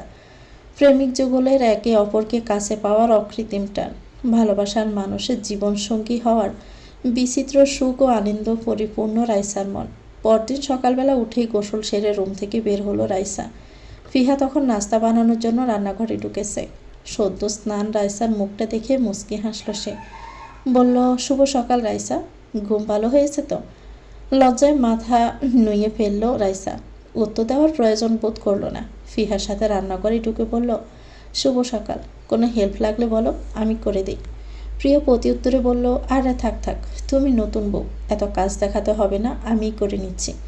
একা হাতে কতটুকু করবে তুমি? কী যে বলো না, প্রতিদিনই তো করি। রিয়াদ অফিসে যাওয়ার সময় লাঞ্চটাও নিয়ে যায়, তাই সব রান্নাবান্না সকালেই করে রাখতে হয়। তারপর সারাদিন আমি বেকার, একা একা আর কতক্ষণ। ভালোই হয়েছে তুমি এসেছো, এখন একসাথে বসে আড্ডাও দিতে পারবো। রাইসা স্মিত হাসলো, পর মুহূর্তে আবার মন খারাপ করে বলল, কিন্তু সাইমনের পরিবার, ওনারা তো আমাদের বিয়ের কথাও জানে না, আর জানলেও কি মেনে নেবে? ফিহা সান্ত্বনা দিয়ে বলল, মেনে নেবে না মানে? তোমার মতো মিষ্টি মেয়েকে কেউ পুত্রবধূ করার সুযোগ হাতছাড়া করবে? কটা দিন যেতে দাও, দেখবে সব ঠিক হয়ে গেছে। রাইসা মাথা নাড়ালো। হাজারবার মনকে বোঝালেও কাজ হচ্ছে না। কোথাও না কোথাও একটা কিন্তু থেকেই যাচ্ছে। রাইসাকে চুপ থাকতে দেখে ফিহা আবারও বলল, আচ্ছা সাইমন ভাইয়া অফিস যাবে না? সবে তো নতুন চাকরি হলো, এখন তো চাইলেও ছুটি কাটাতে পারবে না। খেয়ালে আসতে রাইসা অপ্রস্তুত হলো। বলল, ইস, আমার তো খেয়ালই ছিল না, যাই ডেকে দেই ওকে। রাইসার কয়েকবার ডাকের পর সাইমন বিছানা ছাড়ল। গিয়ে ফ্রেশ হয়ে রেডি হলো অফিস যাওয়ার জন্য। সদ্য একটা ব্যাংকে চাকরি পেয়েছে সে। নতুন বউ নিয়ে ছুটি কাটানোর অবকাশ নেই, যেতেই হবে অফিসে। সাইমন রেডি হতে রুমে ঢুকলো রাইসা। জিজ্ঞেস করলো, তোমার হয়েছে? হলে আসো। ফিহা আপু নাস্তা রেডি করে দিয়েছে টেবিলে। সাইমন শুনল না পুরোটা। রাইসাকে কাছে টেনে জড়িয়ে ধরল নিজের সাথে। ওর গাড়ি মুখ ডুবিয়ে বলল, আজ অফিস আর নাস্তা কোনো কিছুরই মুড হচ্ছে না। রাইসা দুষ্টুমি করে বলল, কেন গো? সাইমন জবাব দিল, কাল ঘুমাতে দাওনি যে তাই। ব্রু কুচকালো রাইসা। বলল, আমি ঘুমাতে দেইনি নাকি তুমি? একদম মিথ্যে বলবে না বলে দিচ্ছি। সাইমন উত্তর দেওয়ার জন্য মুখ খুলতেই ফিহার ডাক পড়ল। দ্রুত বেরিয়ে ডাইনিং রুমে হাজির হলো দুজনে। চারজন নাস্তা করতে বসলো একসাথে। বাহির থেকে আসা বাতাসে জানালার পর্দা দুলছে। সূর্যের আলো সোজাসুজি পড়ছে নির্জনের খাটের উপরে। মাইশার মুখে রোদের তাপ পড়তে চেহারা কুঁচকে ফেলল সে। বেশিক্ষণ ঘুমানো আর সম্ভব হলো না। আড়মোড়া ভেঙে উঠে বসলো বিছানায়। মাইশা পাশে তাকিয়ে দেখলো নির্জন নেই। ভেবে নিল হয়তো সকাল সকাল হাঁটতে গেছে। নির্ঘাত এসবের কারণেই লোকটা এত ফিটফাট। এসব ভাবনার ফাঁকে চোখ টলতে টলতে ঘড়ির দিকে তাকালো মাইশা। ঘড়ির কাঁটা 9টার ঘরে দেখে চোখ বড় বড় হয়ে গেল তার। হাহুতাশ করেই বলল, হায় আল্লাহ, শ্বশুর বাড়িতে প্রথম দিনই এত বেলা করে আমি উঠলাম, আর কেউ ডাকও দিল না। এই সাদা পান্ডাটা কই? একটু আমাকে ডেকে বাহিরে গেলে কি হতো? সাদা পান্ডা? এটা আবার কে? মাসার আহাজারি চলাকালীন কফির মগ হাতে নিয়ে রুমে ঢুকলো নির্জন। এমন অদ্ভুত সম্বোধনটা শুনে জিজ্ঞেস না করে আর থাকতে পারল না। নির্জনের কণ্ঠস্বর পেয়ে মাইশা থম মেরে গেল। কোনো উত্তর না পেয়ে আমতা আমতা করতে লাগলো। শেষমেশ বলল, আপনি গিয়েছিলেন কই? সকালবেলা আমাকে একটু ডেকে দিবেন না? ডাকলে তুমি যে মেজাজ দেখাও, এজন্যই ডাকিনি। মাইশা নামলো বিছানা থেকে। চচোষক শব্দ করেই বলল, আপনাকে দিয়ে কোনো কাজ হবে না। এরপর নিজেই দ্রুত ওয়াশরুমে ঢুকলো ফ্রেশ হতে। আধ ঘন্টা পরে একেবারে প্রস্তুত হয়ে নিচে নামলো মাইশা। দেরি করে ওঠায় চেহারায় ধরে রাখলো অনুতপ্তের ছাপ। নাজিয়া ওকে দেখা মাত্রই বললেন, তোমার ঘুম শেষ? মুখ ধুয়েছ? নাস্তা দেব? নাজিয়ার আন্তরিক আচরণে মাইশার ইতস্ততা কমে গেল। খুশি হয়ে মাথা নাড়ল। বাড়িতে এখনও অনেক অতিথি উপস্থিত আছে। সকালের নাস্তা খাওয়া এখনও শেষ হয়নি। নাজিয়া ভালো করেই জানেন সবার মাঝখানে মাইশা ঠিকঠাক খেতে পারবে না, তাই নিজে দাঁড়িয়ে থেকে ওকে খাওয়ালেন। শাশুড়ির এত আদর যত্ন পেয়ে মাইশা আবেগ আপ্লুত। মনে মনে ভাবলো, জামাই হোক যেমন তেমন, শাশুড়ি আমার মনের মতন। সকালে নাস্তা শেষ হতেই সবার ছুটোছুটি শুরু হলো রিসিপশনের অনুষ্ঠান নিয়ে। দুপুরের আয়োজন তাই একটার মধ্যে তৈরি হয়ে বেরোতে থাকতে হবে। বোনের বিয়ে অবধি মাইশার কাছে প্রত্যেকটা আনুষ্ঠানিকতা আনন্দের মনে হচ্ছিল। যখনই সেটা নিজের বিয়েতে পরিবর্তিত হলো, অমনি সব আনন্দ ফুস। এখন শুধু পুতুলের মতো চুপচাপ বসে বসে সব দেখা ছাড়া কোনো কাজ নেই। এভাবেই কেটে গেল আনুষ্ঠানিকতার পালা। 2-3 দিনের মধ্যে মেহমানও একে একে চলে গেল। খালি হয়ে গেল পুরো বাড়ি। শুরু হলো সবার স্বাভাবিক জীবন। ইতিমধ্যেই কেটে গেছে 1 সপ্তাহ। জীবন বহমান নিজের গতিতে। রাইসা সাইমনের ছোট্ট সংসার চলছে সুন্দর মতো। মাঝে মাঝে সাইমন নিজের বাড়িতেও যায়। তার মা বাবা এখনও রাইসার কথা কিছুই জানে না। তার ছেলে চাকরি পেয়েছে ভেবে তার বিয়ে দেওয়ার চিন্তা করছে আয়শা। সাইমনও মায়ের ইচ্ছের কোনো প্রতিবাদ করেনি। অন্যদিকে ভার্সিটির ক্লাস শুরু হয়েছে মাইশার। আগামীকাল থেকে ক্লাসে যাবে কিনা ভাবছে মাইশা। কিছুদিন আগে তার বান্ধবী অর্ণির বিয়ে হয়েছে। অর্ণির পর তাকে আর পড়াশোনা করাবে না। তাই মাইশা ভাবছে, নির্জনও কি তাকে পড়াশোনা করাবে না? অবশ্য না করালেই সে খুশি। মাইশার ভাবনার মাঝে রুমে ঢুকলো নির্জন। অফিস থেকে সে মাত্রই ফিরেছে। রুমে ঢুকে নির্জন জামা কাপড় নিয়ে ফ্রেশ হতে ঢুকলো ওয়াশরুমে। বের হয়েও দেখলো মাইশা একইভাবে বিছানার মাঝখানে বসে আছে, তাকিয়ে আছে তারই দিকে। নির্জন ড্রেসিং টেবিলের সামনে দাঁড়িয়ে চুল আঁচড়াতে আঁচড়াতে বলল, কিছু বলবে? নড়ে চড়ে বসলো মাইশা। ইতস্ত করে বলল, হ্যাঁ আসলে বলতে চাচ্ছিলাম। মাইশাকে কথা সম্পন্ন করার সুযোগও দিল না নির্জন। বলে ফেলল, তোমার না ভার্সিটির ক্লাস শুরু হয়েছে? যাবে কবে থেকে? অনুষ্ঠান তো সব শেষ, এবার পড়াশোনা শুরু করো। মাইশা হতাশ হয়ে বলল, ভার্সিটি যাব আমি? নির্জন চিরুনি রেখে ঘুরল মাইশার দিকে। ব্রুকুসকে বলল, তো কোথায় যাবে? স্কুলে? মাইশা মাথা নেড়ে বলল, না, ভার্সিটিতেই যাব। কাল থেকেই যাব তাহলে। নির্জন প্রতি উত্তর করল, হ্যাঁ, কাল বেলা পর্যন্ত ঘুমিয়ে সময় নষ্ট করবে না। সকাল সকাল উঠে রেডি হবে, আমি অফিস যাওয়ার সময় ড্রপ করে যাব। রাত্রিবেলা ঘুমানোর সময় প্রতিদিনকার ন্যায় মাঝে বালিশ দিয়ে দুপাশে শুয়েছে দুজনে। মাইশা ইতিমধ্যে নিজেকে শুধরানোর অনেক চেষ্টা করছে, তাও হাত পা চোরাচুরি ঠিকই হয়ে যায়। আসমকা কোনোই ভর দিয়ে আতশোয়া হলো মাইশা। নির্জনকে ডেকে বলল, শুনুন। নির্জন ঘুরল, উত্তর দিল, হ্যাঁ বলো। ওই দিন আপনি আমার এইচএসের রেজাল্ট জিজ্ঞেস করেছিলেন, আজ আমি জিজ্ঞেস করি, আপনার রেজাল্ট কী ছিল? মাঝরাত্রির এসব খেজুরে আলাপের কারণে নির্জন খানিকটা বিরক্তই হলো, তবে সেটা ভাবভঙ্গিতে প্রকাশ করলো না।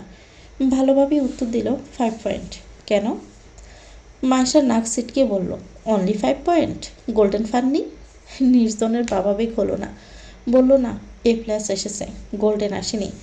মাইশা পূর্বের ন্যায় প্রতিক্রিয়া দিয়ে বলল, বাপ্পা, আপনি না এত ব্রিলিয়ান্ট স্টুডেন্ট, তাহলে গোল্ডেন আসলো না কেন? সায়েন্সের সাবজেক্ট বেশি কঠিন, তাই না? আমি জানতাম, এই জন্য এসব ফালতু সাবজেক্ট আমি নেইনি। নির্জন চশোষক শব্দ করেই বলল, অনেক ভালো করেছো। এখন এটা বলো, তুমি এত রাতে এসব নিয়ে গবেষণা করতে বসেছো কেন? মাইশা জবাব না দিয়ে পাল্টা প্রশ্ন করল, আপনি ডক্টর? না। আপনি ইঞ্জিনিয়ার? না। তাহলে কোনো সায়েন্টিস্ট?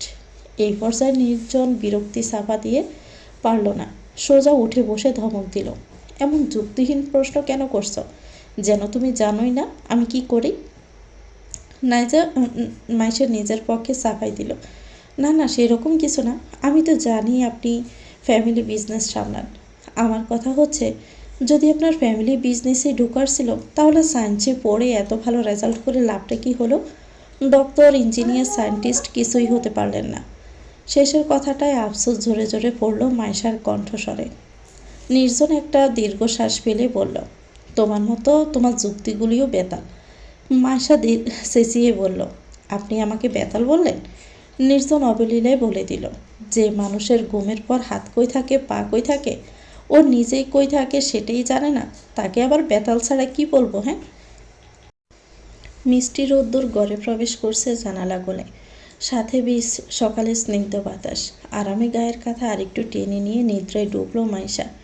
নির্জন গোসল সেরে ওয়াশরুম থেকে বেরিয়েও দেখলো মাইশা ঘুমে ডুবে আছে। নির্জন গোসল করতে যাওয়ার আগেই মাইশাকে ডেকে গিয়েছে। সে উঠছে করেও এখন বিছানায় লেপ্টে আছে। এরকম ঘুমে ডুবে থাকলে ওকে ডাকতে গিয়ে নির্ঘাত নির্জনে দেরি হয়ে যাবে। নির্জন হাজির হলো ঠিক মাইশার পাশে। কর্কশ কণ্ঠে ডাক দিল, এই বেতাল মহিলা, উঠো ঘুম থেকে। তুমি না বলে সকাল সকাল ঘুম থেকে ওঠো। মাইশা বিরক্ত হয়ে নড়ে চড়ে বলল, সরেন তো সামনে থেকে, একটু শান্তিতে ঘুমাতে দিন আমাকে।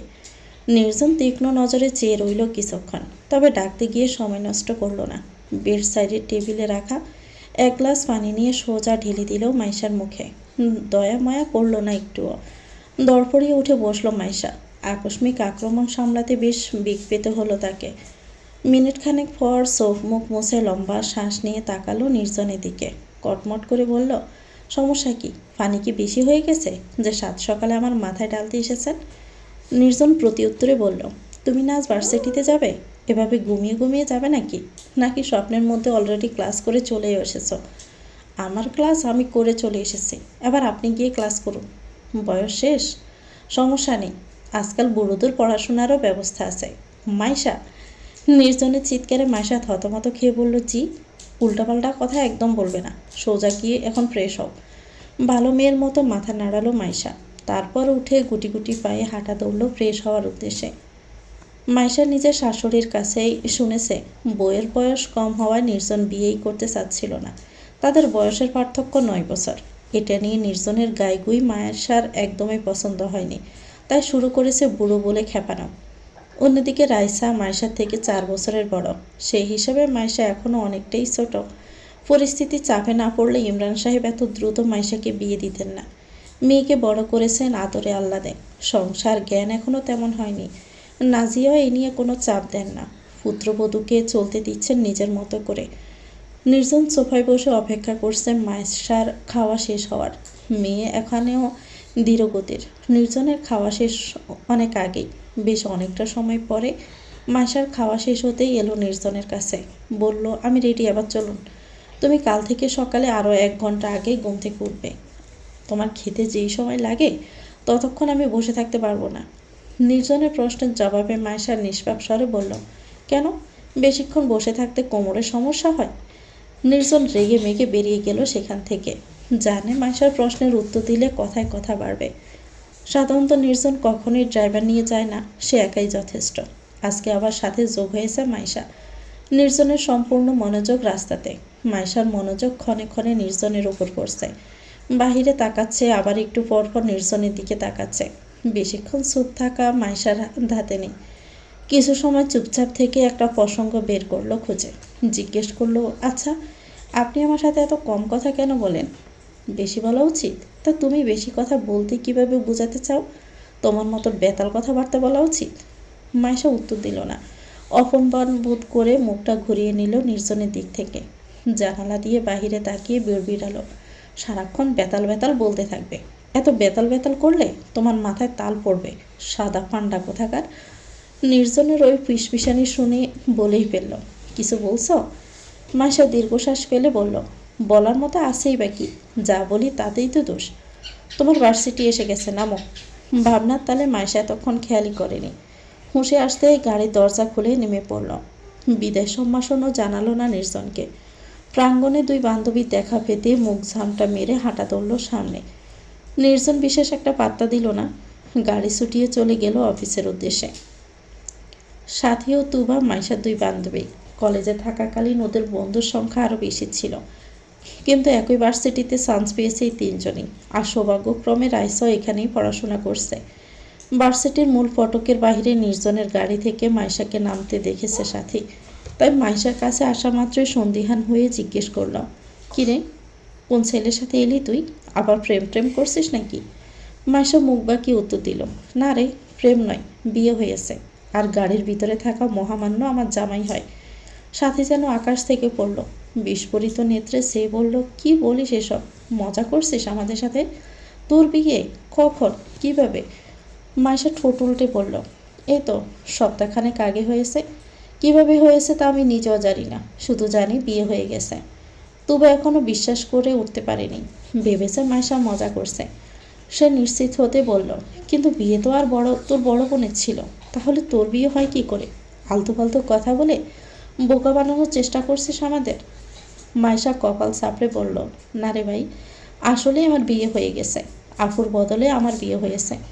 সাথী প্রশ্ন করল, তোর আপুর বদলে তোর? কেন? এই পর্যায়ে দমে গেল রাইসা। উত্তর দিতে ইতস্ত করল, তবে সত্যিটা না বলে উপায় নেই। বাধ্য হলো শেষমেশ। বিয়ের আগের রাতে আপু পালিয়ে গিয়েছে, এজন্যই আপুর বদলে আমাকে বিয়েটা করতে হয়েছে। নির্জন তালুকদারের সাথে বিয়ে হয়েছে আবার। আর আপুর বিয়েটা যে কার সাথে হয়েছে তা আমি নিজেও জানি না।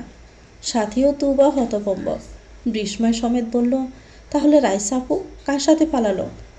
কিছু একটা মনে পড়তে আশেপাশে তাকালো মাইশা। উৎকণ্ঠিত গলায় বলল, জানি না, তবে আপুর ফ্রেন্ডরা নিশ্চয় জানবে। 4th ইয়ারের ইকোনমিক্স ডিপার্টমেন্টের ক্লাস আছে আজ। তুবা কিছুক্ষণ ভেবে বলল, আছে মনে হয়, চল ডিপার্টমেন্টে গিয়ে খোঁজ লাগাই। কথা শেষে ছুট লাগালো তিন বান্ধবী। খুঁজে বের করলো 4th ইয়ারের ক্লাসটা। রাইসার কয়েকটা বান্ধবীকে মাইশা চিনে, সেই পরিস্থিতি কাজে লাগালো ইভেন। স্বল্প সময়ের মাঝে আফরা নিজে এসে হাজির হলো মাইশার সামনে। সৌজন্য সূচক হেসে বলল, আরে মাইশা তুমি? আফরাকে দেখা মাত্রই খুশি হয়ে গেল মাইশা। ডেকে বেড থেকে সরিয়ে নিয়ে গেল একপাশে। মিষ্টি হেসে বলল, আপু তোমার সাথে আমার কিছু কথা ছিল। আফরা উত্তর দিল, হ্যাঁ বলো। রাইসা আপু কোথায়? সোজাসুজি প্রশ্নটায় থতমত খেয়ে গেল আফরা। আমতা আমতা করে বলল, রাইসা? ওর খবর আমি কি করে জানবো? মাইশা আত্মবিশ্বাসের সাথেই বলল, কিন্তু তোমার তো আপুর সাথে খুব ভালো সম্পর্ক ছিল, তাহলে তুমি জানবে না কেন? আচ্ছা আমিই বলি, আপু বিয়ের আগের দিন পালিয়ে গেছে। আর বান্ধবী হওয়ার সুবাদে তুমি নিশ্চয়ই আপুর খবর জানবে। তা বলো, আপু কই আছে? আর কিছু হোক না হোক, অন্তত এটা তো জানতে কার সাথে আপুর প্রেম ছিল। আফরা জেদ দেখিয়ে বলল, আমি সত্যি বলছি মাইশা, রাইসার কোনো খবর আমি জানি না। 1 মিনিট, তোমাকে কি তোমার বাবা পাঠিয়েছে আমার কাছে রাইসার খোঁজ নেওয়ার জন্য? মাইশা মৃদু হাসল। প্রতি উত্তরে বলল, তোমার ধারণা ভুল। বাবা এখনো আপুর উপর রেগে আছে। বাবা আদৌ আপুর খোঁজ লাগাবে কিনা আমি জানি না, কিন্তু আমি আপুকে খুঁজে বের করতে চাই। এই দেশ ছেড়ে তো আর চলে যায়নি। আফরা বলল, এতই খোঁজার শখ থাকলে অন্য কোথাও গিয়ে জিজ্ঞেস করো, আমার কাছে কোনো উত্তর পাবে না। আমি আসলেই জানতাম না রাইসা পালিয়ে যাবে। সেটা আমরাও জানতাম না। আপাতত তুমি যা জানো সেটাই আমাদের বলো। তপ্ত শ্বাস ছাড়লো আফরা। বুঝলো মেজাজ দেখিয়ে কিছুই হবে না, তাই ঠান্ডা মাথায় বোঝানোর চেষ্টা করলো, দেখো মাইশা, জেদ ধরে কোনো লাভ হবে না। আমি রাইসার খবর জানি না। ও নিজের প্রেমিক ছেড়ে অন্য কাউকে বিয়ে করছে, এই ব্যাপারটা নিয়ে আমার খটকা ছিল, কিন্তু শেষ পর্যন্ত যে ও পালিয়ে যাবে এটা ধারণা করতে পারিনি। মাইশা বলল, এটাই তো পয়েন্ট। তুমি ভেবেছো আপু কেন নিজের প্রেমিক ছেড়ে অন্য কি বিয়ে করবে? তার মানে তুমি জানতে আপুর প্রেম ছিল। কার সাথে ছিল এটাও নিশ্চয় জানতে। এবার বলে দাও আমাদের। কথার জালে ফেসে কিছু বলার মতো শব্দ খুঁজে পেল না আফরা। শেষবারের মতো বাঁচার চেষ্টা করলাম, আমি জানি না। কামন আপু, এটা কমন সেন্সের ব্যাপার। বান্ধবী প্রেম করলে অপর বান্ধবী তো জানবেই। এখন আবার অস্বীকার করে বসো না যে আপু তোমার ফ্রেন্ড না। আপনার চোখ বুঝে 2 আঙ্গুল কপালে ঘষল। শেষ পেশ পরাজয় মনে নিয়ে বলল, হ্যাঁ আমি জানি কার সাথে রাইসার প্রেম ছিল। সাইমন নামের একটা ছেলের সাথে। এর বেশি কিছু জানি না। ওদের পরিচয় কিভাবে হয়েছে? এ ভার্সিটিতেই। সাইমন ভাইয়া কিছু মাস আগে এ ভার্সিটি থেকে মাস্টার্স পাশ করে বেরিয়েছে। ব্যাস এতটুকুই আমার জানার দৌড়। বিশ্বাস করো আমি আর কিচ্ছু জানি না। মাইশা ব্রুজুকুল কুচকে তাকালো। বলল, শুরু থেকে কিছু জানো না বলে শেষে এত কিছু স্বীকার করলে এখন কিভাবে বিশ্বাস করি বলো? আফরা প্রতিবাদী সুরে বলল, মাইশা ট্রাস্ট মি, বর্তমানে রাইসা কোথায় আছে কেমন আছে কিছুই আমি জানি না। যা জানা ছিল বলে দিয়েছি, এবার কি করবে সেটা তোমার ব্যাপার। মাইশা আন্তরিক হেসে বলল, যা বলেছ তাতে অনেক উপকার হয়েছে আপু, অসংখ্য ধন্যবাদ। এবার যেতে পারো। আফরা হাফ ছেড়ে বাঁচল। বিদায় জানিয়ে চলে গেল সেখান থেকে। অন্যদিকে বিরক্ত হলো রাইসার উপরে। সে পালানোর আগে বন্ধুদের কাউকেই জানায়নি। হুট করে সিদ্ধান্ত নিয়েছে দুজন। এরপর আর কারো ফোন রিসিভ করেনি, যার কারণে সবাই ক্ষেপে রয়েছে রাইসার উপরে। আফরা চোখের আড়াল হতেই নিজেদের ক্লাসের পথে হাঁটা দিল 3 বান্ধবী। সাথী বলল, ভাই তুই যেভাবে জেরা শুরু করছিলি, আফরা আপু সর মারেনি এই ঢের। সর মারবে কেন? আমি কি কিছু ভুল বলেছি? নাকি ওদের প্রেমের খবর জানতে গিয়েছি? নিজের বোনের খবরই তো জানতে গিয়েছিলাম, তাতে দোষের কি আছে? তুবা ঘন ঘন মাথা নেড়ে বলল, কোনো দোষ নেই, কিন্তু তুই রাইসা আপুর খোঁজ নিতে এত উঠে পড়ে কেন লেগেছিস? মাইশা জিভে ঠোঁট ভিজিয়ে বলল, দেখতে চাই আপু কার সাথে আছে, কেমন আছে, সুখে আছে কিনা। কিন্তু এই সাইমন, তার ব্যাপারে কিছুই জানা নেই আমাদের। খুঁজে বের করি কি করে? সাথে দিল সহজ সমাধান, তো জামাইকে বল, দেখ কিছু হেল্প করে কিনা। সঙ্গে সঙ্গে আটকে উঠল মাইশা, বলল, মা গো, কার কথা বলছিস তুই? ওনাকে বললে বলবে বেতাল মহিলা আবার অন্যের তাল খুঁজতে গেছে। তো ভিউয়ার্স, গল্পটির নাম হচ্ছে সমাপ্তির পাতায় নব্য সূচনা। লিখেছেন তিয়াশা চৌধুরী। এটা গল্পের প্রথম পর্ব। পরবর্তী অংশ পেতে চ্যানেলটিকে সাবস্ক্রাইব করে আমাদের সাথে থাকবেন। ভিডিও ভালো লাগলে একটি লাইক দিয়ে দিবেন, কমেন্ট করে জানাবেন কেমন লেগেছে। আল্লাহ হাফেজ, আসসালামু আলাইকুম।